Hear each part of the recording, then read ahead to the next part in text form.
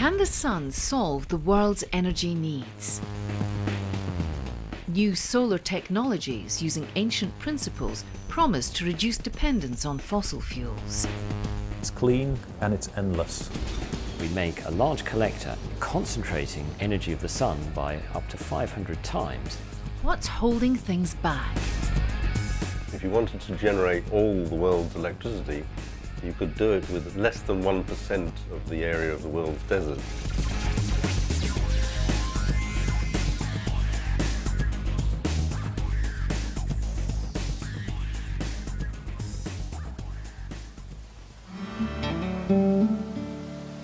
Near Seville in Spain, a groundbreaking project using the sun to generate electricity has become a model for the planet.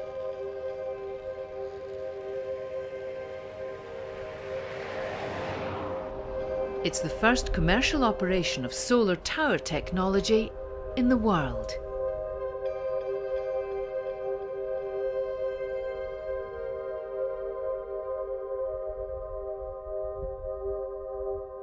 Surrounded by farmland and orange groves, over 1,000 freestanding units called heliostats have been planted.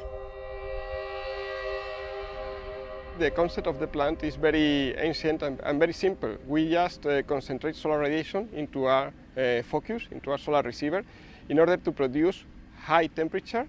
With that energy we produce high temperature to generate steam and to drive a steam turbine like in a conventional power plant. Spain has good solar radiation compared to the rest of Europe.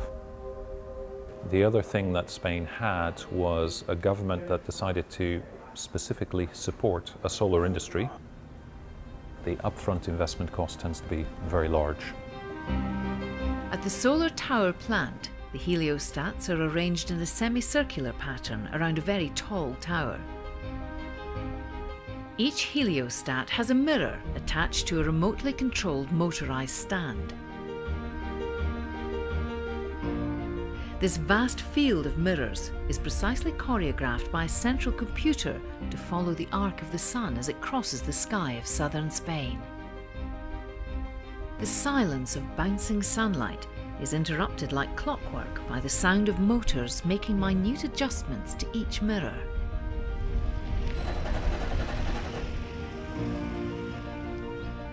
The reflected solar rays are targeted to a spot at the top of the tower. Behind this intense hotspot, water is being boiled and steam is being generated. Temperatures up to 2,000 degrees can be reached. We are operating in temperatures about 450, 500 degrees. The steam drives a turbine. The turbine produces electricity. The electricity is sold to the national grid. This solar platform in the year 2013 will be able to supply all the electricity that a city like Seville could consume, about 200,000 homes.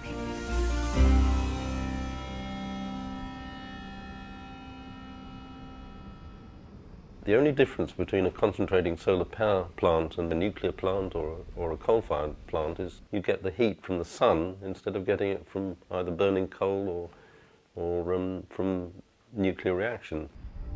While sunlight is intermittent, technologies exist to store heat generated during the day. One technology uses tanks of molten salts. Now, the great advantage of concentrating solar power is that because it works by creating heat, it's relatively cheap and easy to store heat. The goal is to have a solar plant that generates electricity 24 hours a day. The immediate thing that hits you when you visit a solar plant is the size and scale. They're huge. Huge towers in the case of tower technology. The market and also the investor community still sees it as high risk. It's still evolving, and there are changes happening to the efficiency and effectiveness of the technology year in, year out. Is this visionary plan too good to be true? It's unlikely to have been built and may not survive without government subsidies. What you find with renewable technologies and solar is no different, is that the upfront investment cost tends to be very large. Solar in particular, because most of your money is going into the building of the plant. There are no fuel costs once it's up and running. The next consideration then is what support the government gives to a particular industry. And in the case of Spain, they singled out the solar industry and provided subsidies and incentives in the form of feed-in tariffs over a period of years. Feed-in tariffs provide a government-guaranteed price for electricity sold to the national grid by emerging solar power technologies. At the moment, because in a sense it's an early stage technology, it's still expensive, but there's absolutely no doubt that as you get the economies of scale and as people learn to manufacture the plants more efficiently, electricity from concentrating solar power is likely to become one of the cheapest sources of electricity in Europe, and that includes the cost of transmission. To fairly compare the cost of solar energy to the cost of gas, oil, coal or nuclear energy, then everyone's subsidies should be factored in. What many people don't realise is the electricity that we enjoy today from conventional sources like fossil fuels, oil, gas, coal, and to some extent nuclear, they're all heavily subsidised in one way or another. So that's part of the reason why people think that these things are cheap, but actually they're artificially cheap because they're subsidised. What it would result in, the removal of these subsidies, would result in probably increases in the prices of electricity, and that's unpopular. Political and economic realities can work to help and hinder the growth of solar energy. In addition to solar tower plants, Spain boasts one of the world's largest arrays of solar voltaics. Solar voltaic panels, typically made with silicon or other semiconductor materials, create electricity directly from the sun's radiation. Solar cells have been powering NASA satellites since the 1950s. They came into earthbound fashion during the oil crisis of the 1970s. But ambitious SV initiatives fizzled out when the flow of cheap oil resumed. Solar photovoltaics, which of course is a direct conversion of sunlight into electricity, has conventionally been relatively expensive. Over the past decade, solar voltaics have come back into vogue, and with sales going up, their cost is coming down. In the 1970s, it would have cost $30 per watt to make a solar panel. Now, the very cheapest cost of a solar panel is $1.50 per watt from the lowest cost manufacturer in China. Traditional solar cells take a broad spectrum approach to converting daylight into energy. White light is composed of many different colours, and these colours correspond to different energies. Some parts of the spectrum which make up light have more energy potential than others. The energy spans from the ultraviolet to the infrared. In order to make a highly efficient solar cell, we have to build an absorber that's capable of absorbing high energy photons as well as low energy infrared photons. We achieve this by having many different solar cells which are tuned to those specific colours of light. If costs can be kept down, multi-layered solar cell technology is likely to play a much bigger role in producing electricity in the future.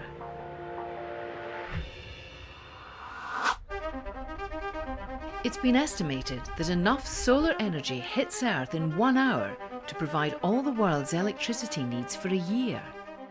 It's calculations like this which have inspired some renewable energy advocates to think big.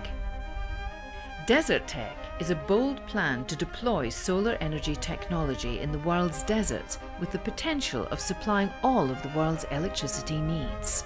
Desertec is a concept, and the basic idea is that in desert regions like the Sahara, there's totally colossal amounts of energy falling from the sky as sunlight, and coupled with which there's now technology for capturing it cost effectively and converting it into electricity.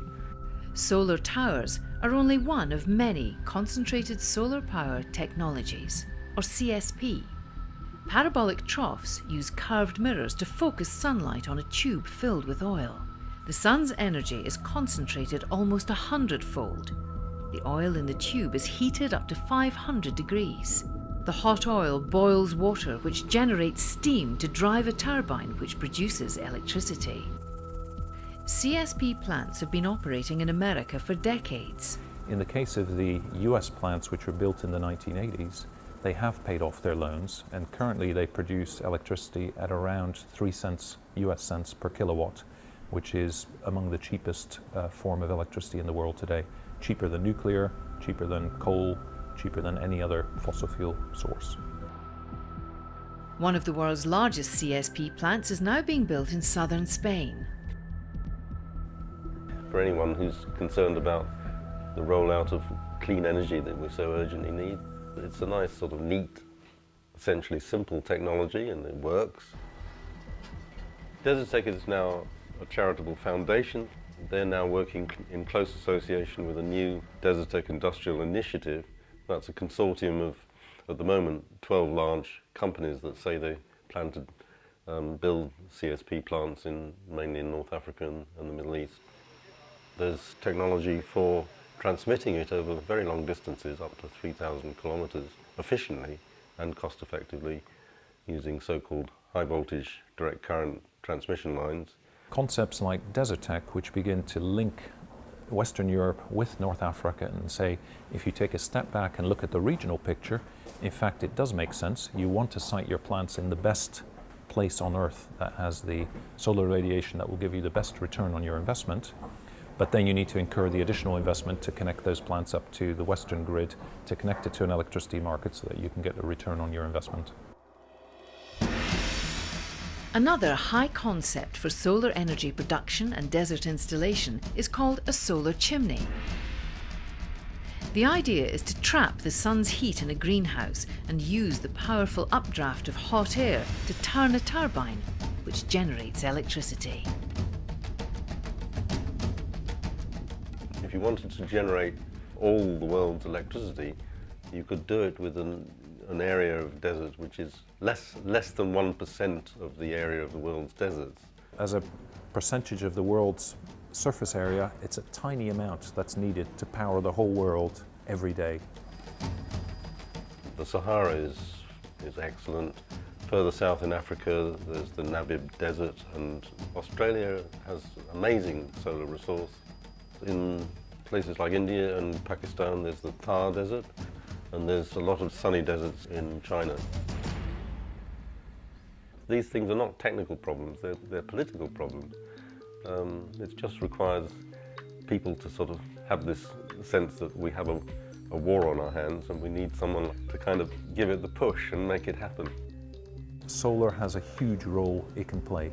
The fact that it's an endless supply of energy, the fact that it's uniformly distributed around the world, the fact that the technology exists to capture it and transmit it at the moment means that the one thing that's needed to unlock much of that really is the political leadership and will.